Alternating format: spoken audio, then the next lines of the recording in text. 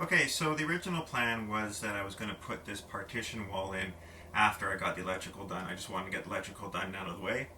But I can see now at this point that if I put electrical in this corner and stuff, it's going to be a little bit more of a pain to work with. I got to put a light switch in and whatnot. So I'm going to put this wall up first.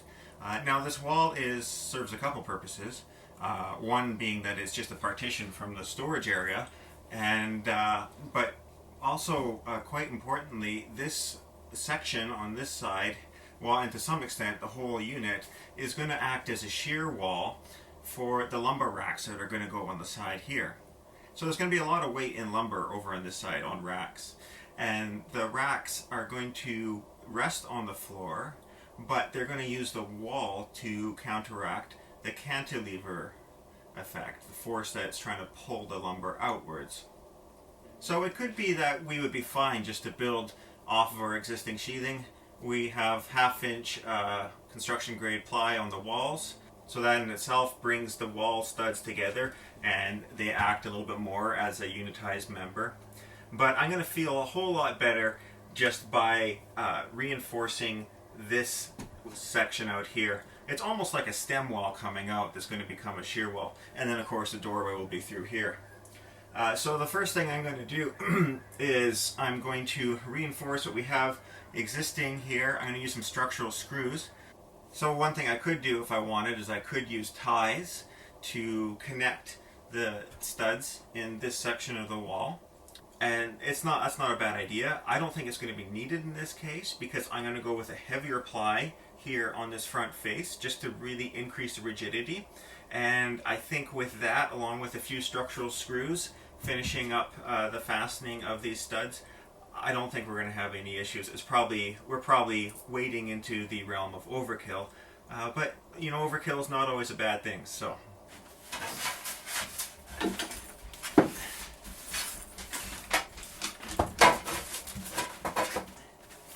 what's this, huh? Your favorite brush?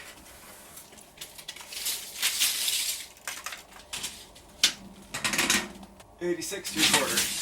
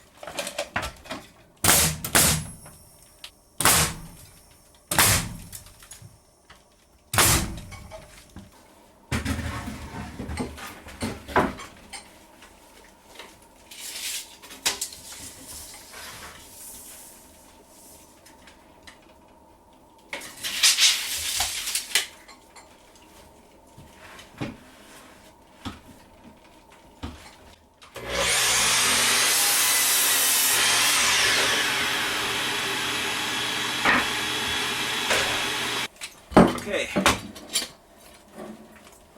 look at our layout.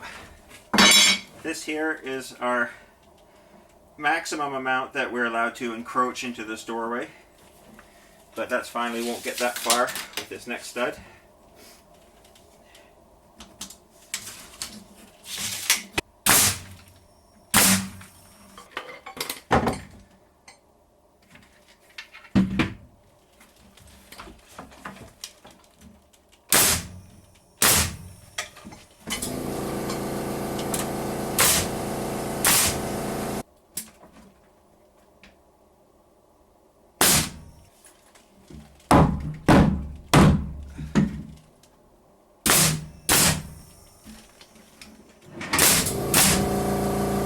And this one we're just double checking for plumb because this is going to probably be our hinge side for our door. So it's nice if that doesn't need any extra shimming. Alright, we framed this door rough opening in at 25 inches. I want to have a clear 24 inches through. Even though we're making our own door, it doesn't really matter. That way, if for whatever reason I have a cabinet box or something that's in here, need to carry it through, I don't have to go out and around. So now on this side, we're going to just drop in a couple structural screws just as a little bit of extra insurance, and then we'll start with our sheeting.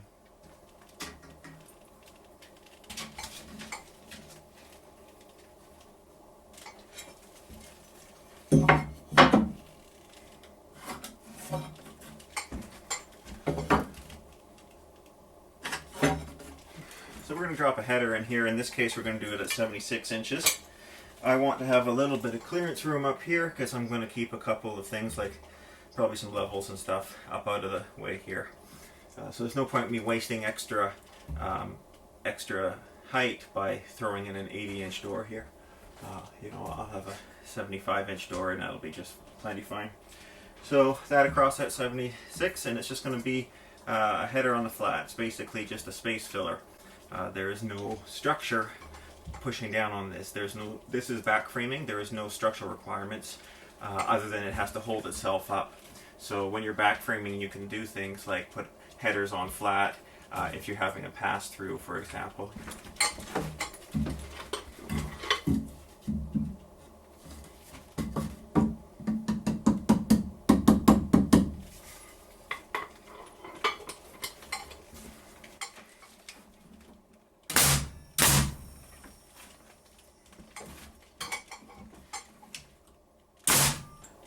Some of these 3-inch structurals.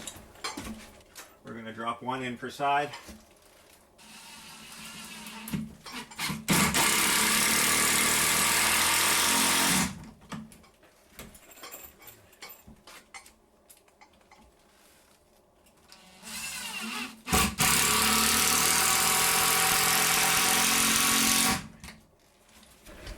Oh crap, this stuff is so heavy.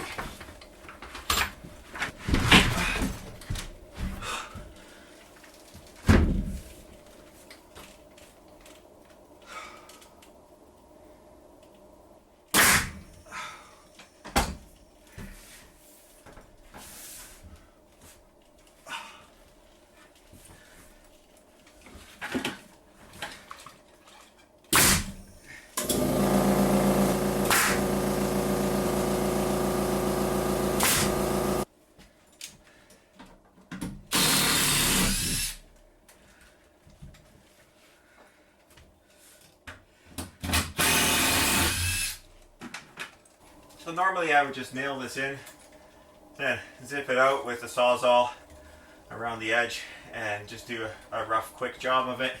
It's fine normally because this stuff all gets cased in afterwards. In this case, we're not actually casing this in. I'm just leaving, at least for now, I'm just leaving these edges as is, so I want a little bit of a nicer job. So we're just going to lay out on this front side what our opening is, drop in a skill saw, cut it out, and should be good.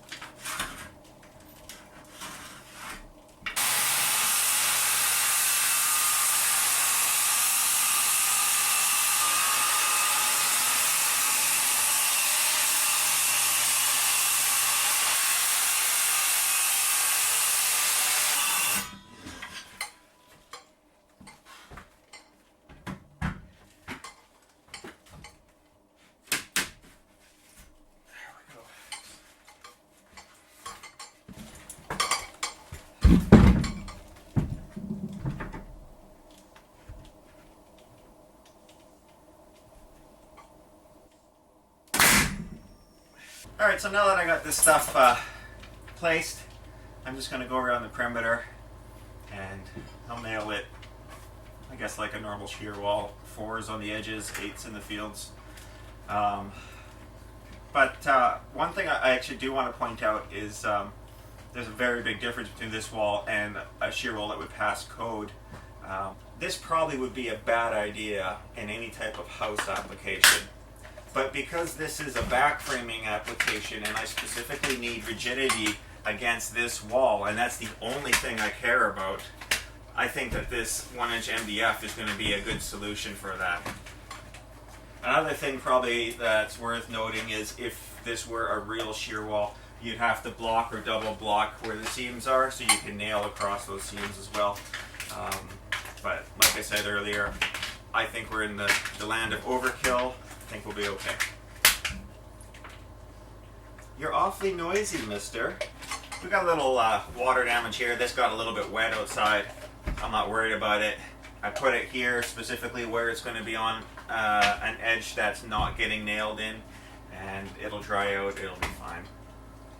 One of the reasons that I'm concerned with adding some shear resistance to this plane here is the way that the rest of this structure is built.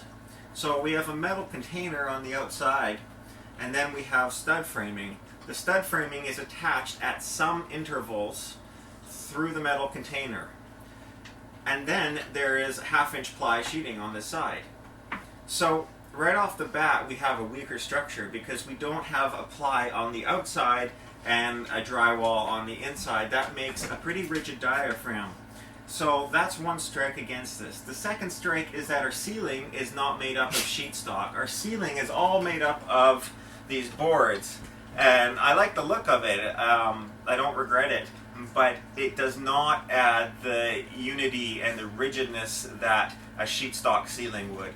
Structures get really firm as soon as you start putting sheet stock on multiple planes. And in this case, we just don't have that. Our only sheet stock here is actually on the inside, which is better than nothing, but it's not ideal.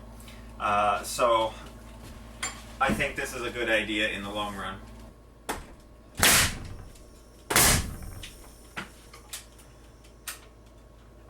Boy, that stuff is stiff. I'm going to set this to full depth. Wow.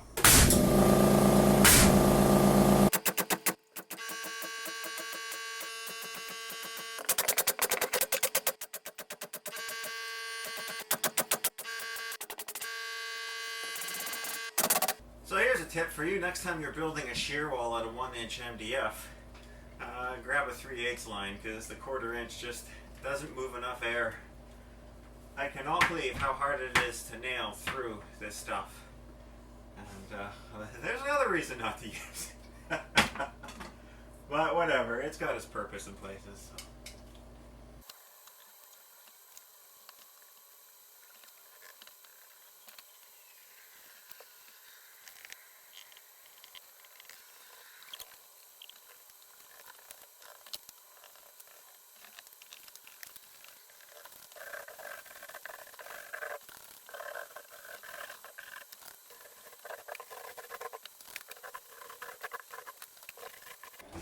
I gotta say, I'm turning out to be a big fan of this Battleship Gray for a shop color.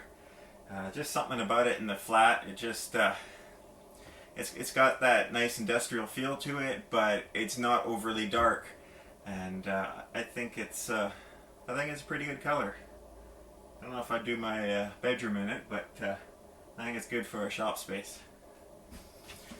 All right, let that dry up, and then we can get back to electrical.